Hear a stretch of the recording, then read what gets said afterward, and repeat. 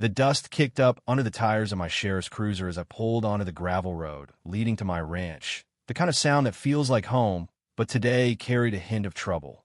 Standing at my gate was Linda, arms crossed tight over her lavender sweater, her face pinched like she'd just bitten a lemon. Two deputies flanked her, their radios crackling, their eyes darting between her and me like they knew something was off. Linda's voice cut through the dry air, sharp enough to rattle the barn. "Get him off this land," she shouted, jabbing a finger at me like I was some drifter. She called the cops to Evict, a trespasser, Tom Harper, the county sheriff, and the guy who'd owned this ranch my whole life. When I stepped out of the cruiser, badge glinting in the sun, one deputy's jaw hit the dirt. Linda's face went ghost white. I tipped my hat slow, letting the moment sink in, and said, "Ma'am, you just called the law to kick the sheriff off his own property." This ranch, 30 minutes from town in the heart of Dry Rock County, wasn't just land.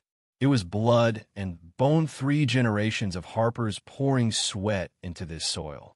My granddad built the barn with his calloused hands. My dad died fixing a fence after a storm tore through. Me, I run cattle, bale hay, and keep the peace when the badge calls. I don't wave my title around. Folks here know who I am and leave me be. That is, until Linda rolled in with her U-Haul, flower pots, and an attitude bigger than a longhorn. Her house sat just over the ridge, not on my land, but close enough to stir up hell. First time I saw her, she was yelling at a tumbleweed like it owed her money.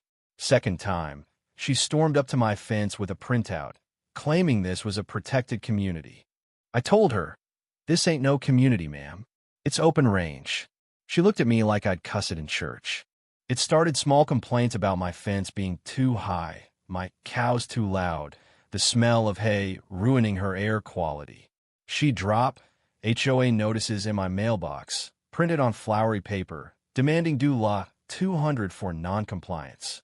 I'd chuckle, toss them in the fire pit, and figure she'd burn out. Big mistake. Linda didn't take silence for an answer. She took it as surrender. She rounded up a couple of neighbors, a guy with a vacation home, and an old lady who thought my ranch tanked her air band called them her board. She started signing letters as HOA president, as if that meant anything out here. Then she planted a sign at the county road. Saw "Welcome to Sunset Valley HOA. Violators will be cited." So I called the county office, and the clerk laughed so hard he nearly choked. "Sheriff, you got yourself a paper princess," he said.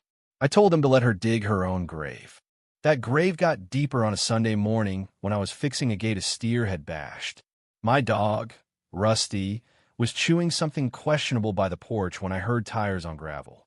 2 patrol cars rolled up, and there was Linda, standing like she'd summoned a SWAT team. "That man's trespassing," she yelled, pointing at me. The deputies exchanged a look, one stepping forward cautiously. "Sir, got ID?" he asked. I pulled back my jacket, letting my badge catch the light. The deputy's eyes widened. Linda marched closer, still barking about her rights to remove me. I walked up slow, boots thumping the dirt, and said, "Gentlemen, thanks for coming. I'll handle it."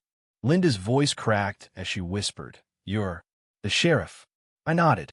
"And filing a false report to crime, ma'am. Want to talk this out at the station?"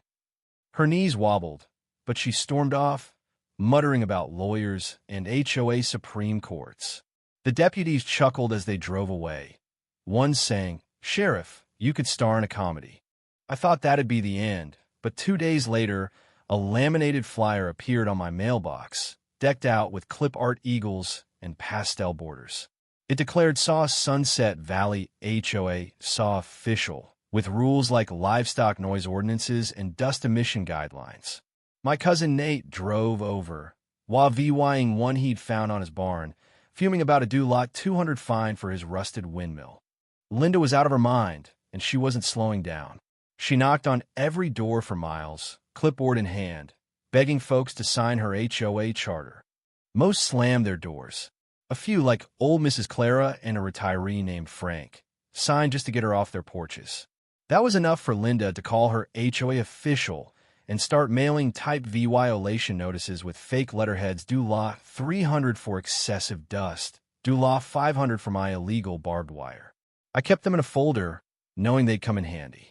She escalated at the town meeting, planting herself in the front row and preaching about suburban tranquility.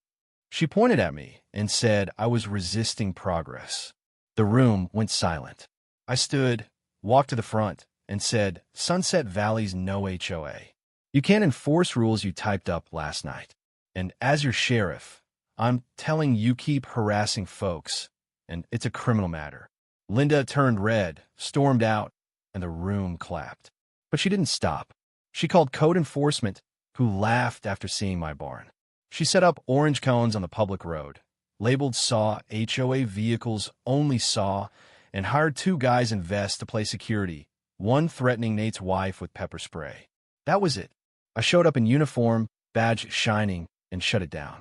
You're obstructing a public road and impersonating officers, I told them. They packed up fast, and Linda watched from her window, silent but seething. Then she called the news. A van from the city rolled up, and Linda, in pearls and a scarf, spun a tale of sheriff oppression. She waved her fake citations, claiming they were county-approved. I let her talk, knowing she'd trip. When the reporter asked for my side, I spoke from my barn, baling hay, showing the court's dismissal of her lawsuit and footage of her trespassing with a tape measure. The segment aired, zooming in on her typo-riddled papers and my calm rebuttal. The internet exploded. Linda became a meme-her rant about windmill aesthetics set to circus music, her face plastered on HOA horror forums. She couldn't buy eggs without someone quoting her. Her allies ditched her, and she vanished from sight. I thought she'd quit. I was wrong.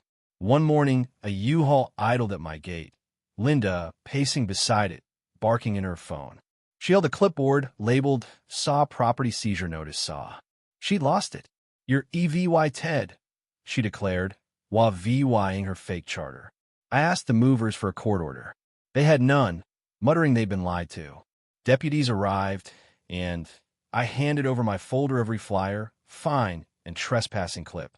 The movers left, and Linda stood frozen as the deputies served her a cease and desist.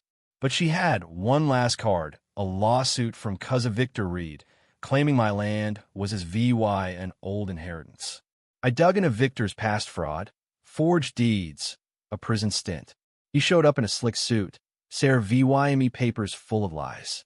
I told him he had an hour to leave or face arrest for fraud and practicing law without a license. He fled, but his papers named Linda as a co-signer. She'd helped forge the claim. The prosecutor took over. Victor got nabbed crossing state lines. Linda's house went dark, a for sale sign swinging in the wind. She left town without a word. Her empire of paper burned to ash. That night, I hosted a barbecue for the neighbors who'd stood by me. We laughed, ate steaks, and painted my fence whitey a middle finger to Linda's rules. As the stars came out, I rode to the oak where my dad used to whittle, the quiet wrapping around me like a blanket. I hadn't fought loud. I just held my ground, letting the truth tear Linda's lies apart.